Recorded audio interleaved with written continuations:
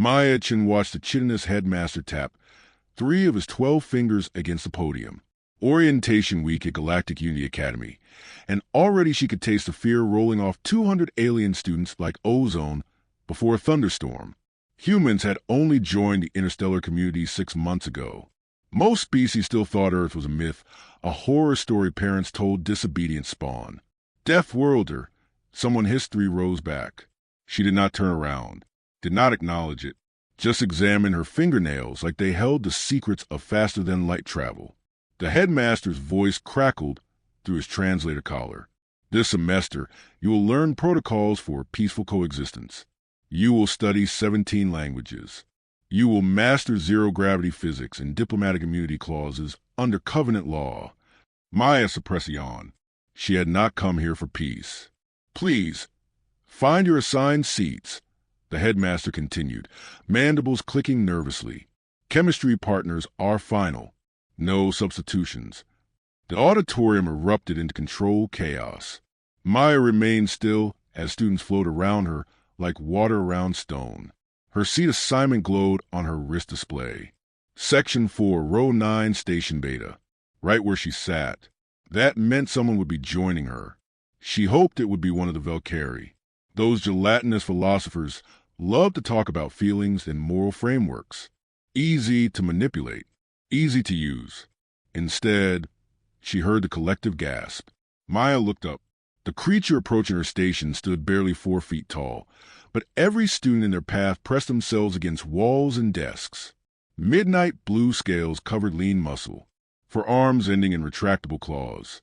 A ridge of bone spikes ran from crown to tail.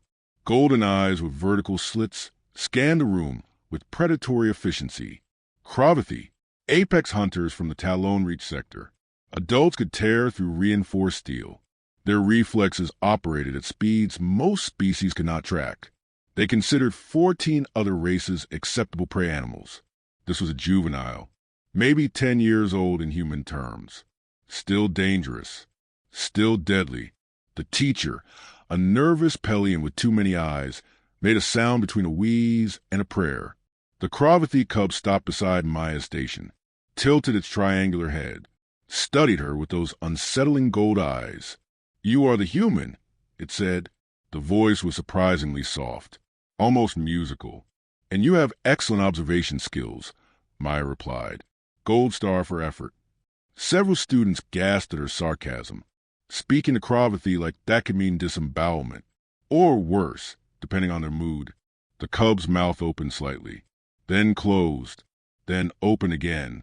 It was smiling, actually smiling.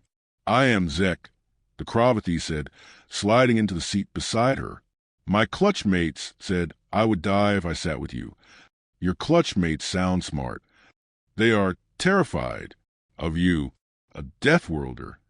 Zek arranged all 4 arms on the shared desk surface.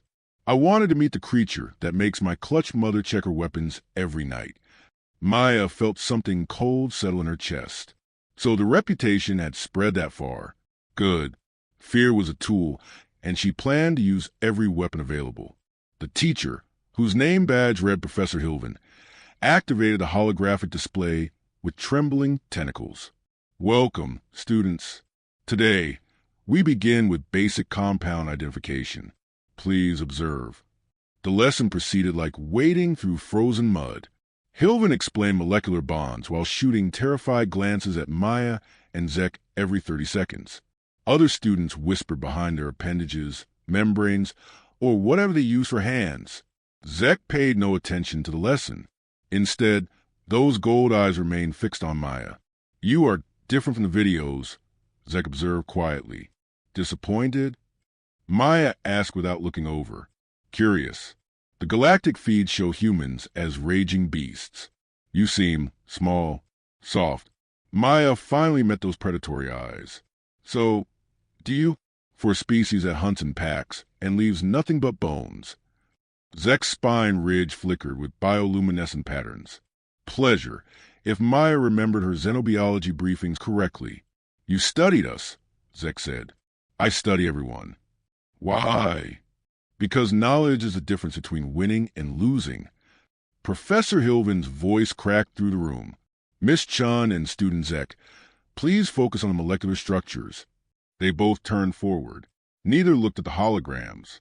Maya felt Zek shift beside her. One of those clawed hands inched closer to her arm. May I? Zek asked. May you what? Touch your skin. Everyone says Deathworlders are impossible to damage. Maya considered, then extended her arm. Gently, Zek's smallest claw traced a feather-light path along her forearm. The touch was cooler than expected. Clinical, exploratory. You bruise easily, Zek observed. I can see the capillaries beneath. So fragile, looks and deceive.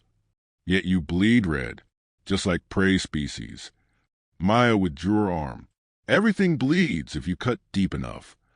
The words hung between them, sharp as any blade. Zek's golden eyes widened fractionally. Understanding flickered there, or perhaps recognition of a kindred spirit. You are angry, Zek whispered. I smell it, beneath the calm. You hate someone very much. Maya's jaw tightened. She should not be surprised. Kravathi could detect emotional pheromones at concentrations other species missed. That is none of your business. No, Zek agreed, but I understand revenge. My sire was killed by Velcari merchants who thought his hide would make excellent wall decoration. They were wrong. What happened to them? Zek's smile showed too many teeth. They decorated different walls. Theirs. Maya found herself returning the expression. Poetic justice. We Kravathi have a saying. Blood answers blood, but cleverness answers everything. Your people sound reasonable. Professor Hilvin dismissed the class with obvious relief. Students fled like startled prey, giving Maya and Zek a wide berth. Only when the auditorium had cleared did Zek speak again. The Sarkellian delegation arrives next week, Zek said casually, for the Cultural Exchange Summit. Maya's blood turned to ice, then fire, then something between the two that burned cold and furious. How do you know that? She demanded. My clutch mother is head of station security. She complains about diplomatic nightmares during evening meals. Zek stretched all four arms.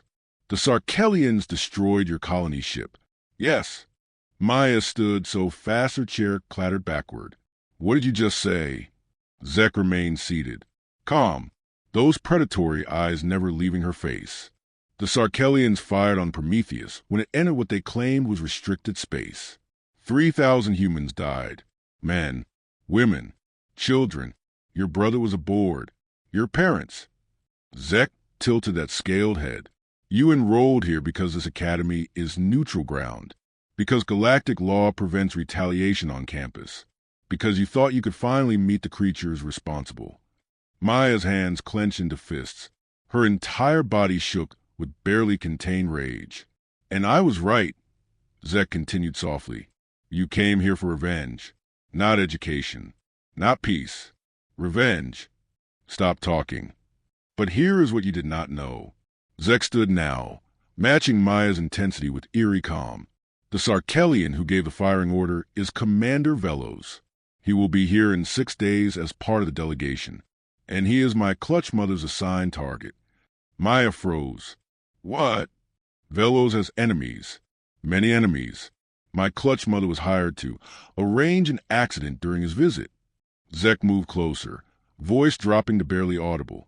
But accidents can be messy, complicated, easy to trace, unless someone else provides a distraction, someone already looking for revenge, someone disposable if things go wrong. The pieces click together in Maya's mind. The seemingly random seat assignment, the convenient information, Zek approaching her despite cultural taboos. You are using me, Maya breathed. We are using each other, Zek corrected. You want Velos dead. So does my clutch mother's employer. The difference is you will do it publicly, messily, creating chaos while the rail professionals handle other matters. And if I refuse? Zek's smile widened. Then Velos lives, returns to his fleet, continues firing on colony ships, continues killing humans. And you return to Earth knowing you had one chance and rejected it because of pride. Maya wanted to scream, wanted to tear something apart, with her bare hands. Wanted to refuse out of sheer spite. But Zek was right. This might be her only opportunity. "What do you need me to do?" she asked through gritted teeth. Zek's spine ridge pulsed with satisfied light. "Exactly what you planned. Attend the summit. Get close to Velos. And when the moment is right, make him suffer. And your clutch mother will be very grateful. Grateful enough to ensure you survive the aftermath. Grateful enough to provide evidence that Velos was guilty of 73 war crimes under Covenant law." Zek extended one clawed hand. "Do we have an arrangement?" Maya stared at that offered appendage, at the creature who had just turned her vendetta into a conspiracy, at the opportunity she could not refuse. Even though every instinct screamed trap, she reached out, their hands clasped. "We have an arrangement." Zek's golden eyes glittered with something that might have been respect, or anticipation, or hunger. "Excellent. My clutch mother will be pleased. Oh, and Maya?" "What?" "Welcome to the Galactic Unity Academy. Try not to start any wars in your first week."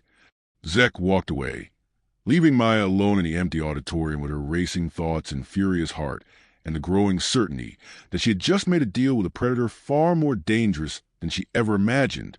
The next 6 days passed like walking through a minefield blindfolded. Maya attended classes, memorized galactic protocols, and pretended she was just another student. Meanwhile, Zek appeared at random intervals with updates, instructions, and unsettling observations about human psychology. "You grind your teeth when you are nervous," Zek mentioned during Xenobotany lab. "It makes a sound only I can hear. Congratulations on your superior hearing. Also, your heart rate increases when anyone mentions Sarkellians. You should control that. Velos is smart. He will notice." Maya wanted to argue, but Zek was correct. She needed better control, better masks, better lies. On the 4th day, Zek brought someone new. The creature stood 7 feet tall, covered in the same midnight scales as Zek, but scarred and battle-worn. Eyes like molten gold assessed Maya with predatory precision. "This is my clutch mother, Senna," Zek introduced. She wanted to meet the human, causing such interesting complications. Senna's voice rumbled like distant thunder. "You are small. You are repetitive." Maya shot back before she could stop herself. Zek made a choking sound that might have been laughter. Senna's expression did not change. "Zek said you had courage, or stupidity. I have not decided which. Does it matter?" "Not particularly." Senna circled Maya slowly, examining her from every angle. "Here's what you need to know. The summit begins tomorrow. Velos will attend the opening ceremony. Security will be minimal because this is supposed to be neutral ground. You will approach him during the reception. You will engage him in conversation. You will not kill him there." Maya's hands clenched. "What?" "We need him to leave the main hall, to go somewhere isolated, somewhere without witnesses." Senna stopped directly in front of Maya. "You will anger him, provoke him, make him want to educate you about your place in the galactic hierarchy. He enjoys teaching lessons to species he considers inferior." The implication made Maya's skin crawl. "And then he will take you somewhere private. And my associates will ensure you both have uninterrupted time together." Zek interjected. "They will also ensure your survival." Probably, Maya demanded. Senna's smile showed every sharp tooth. "Velos is dangerous. Even cornered, even alone. You may get your revenge, but it might cost everything." Maya met those golden eyes without flinching. "Good thing I have nothing left to lose." Senna studied her for 3 long heartbeats, then nodded once. "You will do. Zek, provide her with the location details." The Kravathi warrior left without another word. Zek pulled up a holographic map of the academy. Velos always inspects wherever he visits. Security compulsion from his military training. Tomorrow, at precisely 2200 hours, station maintenance will accidentally shut down surveillance in the Eastern Observatory. He will go to investigate. You will already be there, hiding. And your mother's associates will be handling other matters. You will face Velos alone. Maya's throat tightened. "You said they would ensure my survival." I said they would ensure uninterrupted time. Survival depends entirely on you. Zek's expression softened slightly. But I believe you can do this. Humans are clever, vicious when cornered, and you have been cornered for 6 months. What if I fail? Then Velos kills you. My clutch mother completes her contract anyway, and the galaxy forgets you existed. Zek placed one small clawed hand on Maya's shoulder. Do not fail. The summit opening ceremony drowned the main hall in diplomatic speeches and carefully rehearsed pleasantries. Delegates from 40 species mingled awkwardly, translators buzzing, servers distributing refreshments designed for wildly different biologies. Maya wore her academy uniform, pressed and proper. She looked like she belonged. Just another student observing galactic politics. Then she saw him. Commander Velos stood near the central podium, surrounded by Sarkellian officers. Tall, elegant, crystalline skin, refracting light into rainbow patterns. Beautiful by most species standards. Deadly by anyone's measure. He was laughing at something an ambassador said. Casual, relaxed, completely unconcerned that he had murdered 3,000 people. Maya's vision narrowed. Her pulse hammered in her ears. She forced herself to breathe, to wait, to remember the plan. 2,200 hours. Eastern Observatory. Alone, she could wait 3 more hours. She had waited 6 months. What were 3 hours? You are staring, Zek whispered, appearing beside her like smoke. I am memorizing. You are broadcasting intent. Control yourself. Maya tore her gaze away. This was a terrible idea. Too late to reconsider. Velos already noticed you. Maya's blood froze. What? He is watching you now, looking curious, probably wondering why a human student seemed so focused on him. Zek made a please sound. Actually, this is perfect. Go talk to him. Establish contact before the observatory. I thought I was supposed to wait. Plans change. Adapt. Before Maya could protest, Zek melted back into crowd. Maya stood frozen, exposed, vulnerable. Then she felt it, the weight of his attention. Velos was indeed watching her. Those crystalline eyes cut through the crowd with terrible focus. She could run. Should run. This was insane. Instead, she walked toward him. The crowd parted instinctively. Other delegates watched with fascination and horror as a human girl approached the Sarkellian commander. Whispers rippled outward like disturbed water. Velos smiled as she stopped 3 feet away. His voice carried the musical quality of wind chimes. A human? How delightful. I have never met one of your kind in person. Lucky you, Maya said flatly. His smile widened. You have fire. I appreciate that. Most species grovel when addressing Sarkellian military. I am not most species. No, you are Deathworlders, born on a planet that tries to kill you every moment of every day. Fascinating from an evolutionary perspective, tragic from a survival standpoint. Maya bit her tongue before she said something unforgivable. The plan. Remember the plan. I wanted to meet you, she lied. Commander Velos, hero of the Outer Rim conflicts, decorated warrior, tactical genius. Velos preened under praise. You have done research. I admire competence, and I admire boldness. You approach me without fear. Either you are incredibly brave or incredibly foolish. Maybe both. Velos laughed, actually laughed. The sound made Maya want to scream. I like you, little human. You should visit my ship before I leave. I could show you what real military engineering looks like, not the outdated vessels your people fly. The mention of human ships sent fresh rage burning through Maya's veins. She channeled it into a demure smile. I would be honored. Excellent. Come to the Eastern Observatory tonight. 2,200 hours. I will be inspecting the station's defensive systems and can spare time for private conversation. Maya's heart slammed against her ribs. He had just handed her everything she needed. Willingly, eagerly. I will be there, she promised. Good. Until then, little human. Velos turned away, already dismissing her from his attention. Just another curious student. Another potential conquest. Another victim. He had no idea what was waiting. 2200 hours arrived with the inevitability of a death sentence. Maya stood in the shadows of the Eastern Observatory, hidden behind a massive telescope array. The space was vast, circular, filled with delicate instruments and floor-to-ceiling windows showing the endless stars. She held a plasma torch salvaged from the engineering workshop. Small, concealable, lethal at close range. The observatory door hissed open. Velos entered alone, exactly as predicted. His crystalline skin glowed faintly in the dim light. He looked around the empty space with casual confidence. "Little human," he called out, "are you here?" Maya stepped from the shadows. "I am here." Velos smiled. "Punctual. I appreciate that quality. Now, shall we discuss military engineering, or would you prefer we skip the pretense?"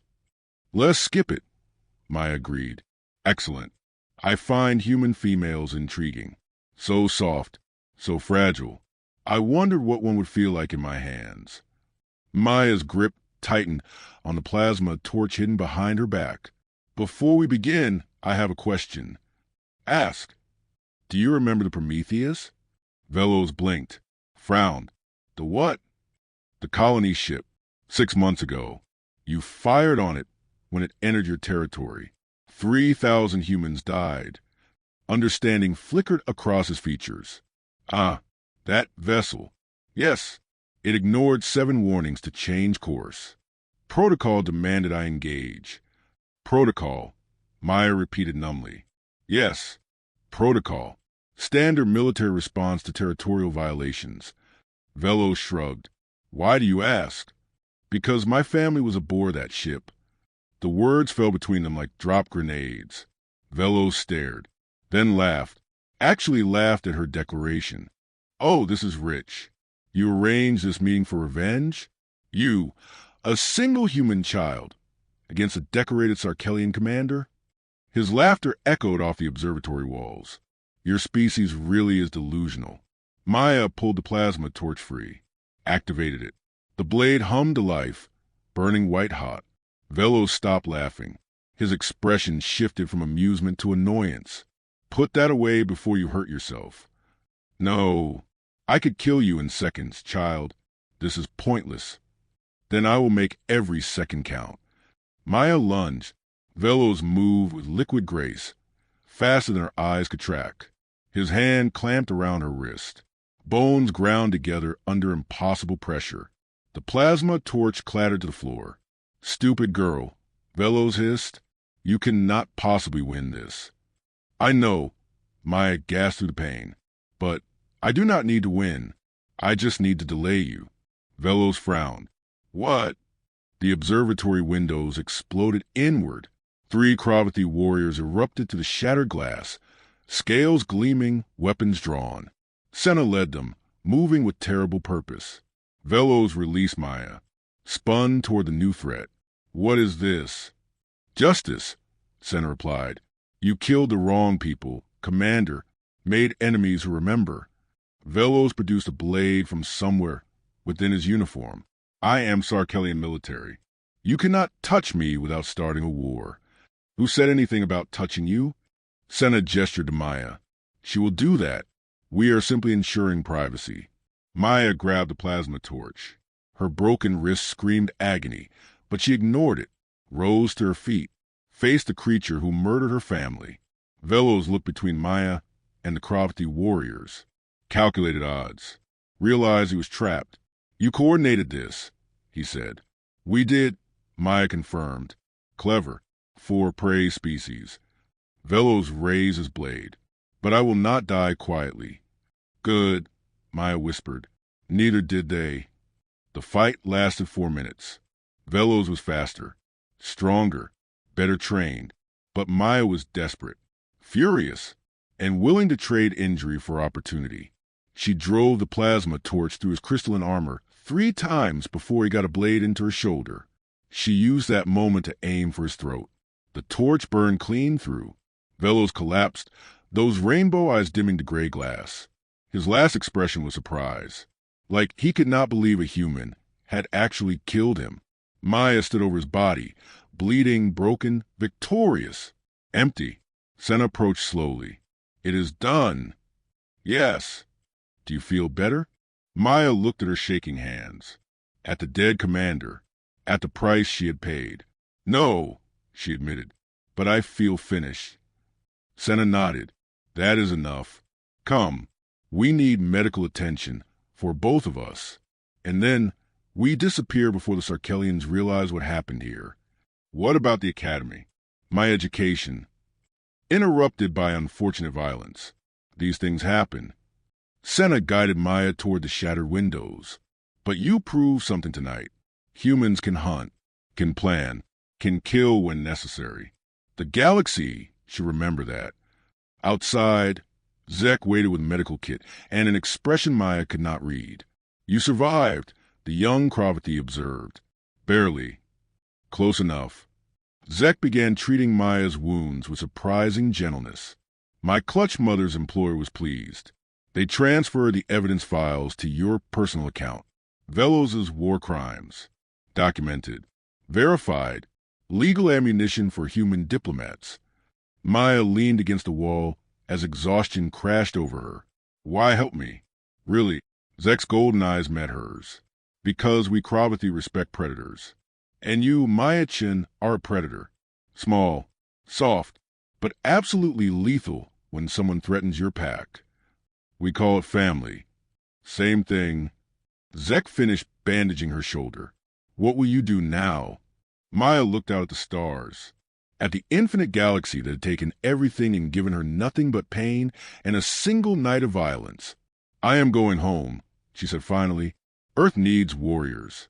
Needs people who understand what the galaxy really is. Beautiful, deadly, unforgiving. And then I make sure this never happens to another colony ship, another family.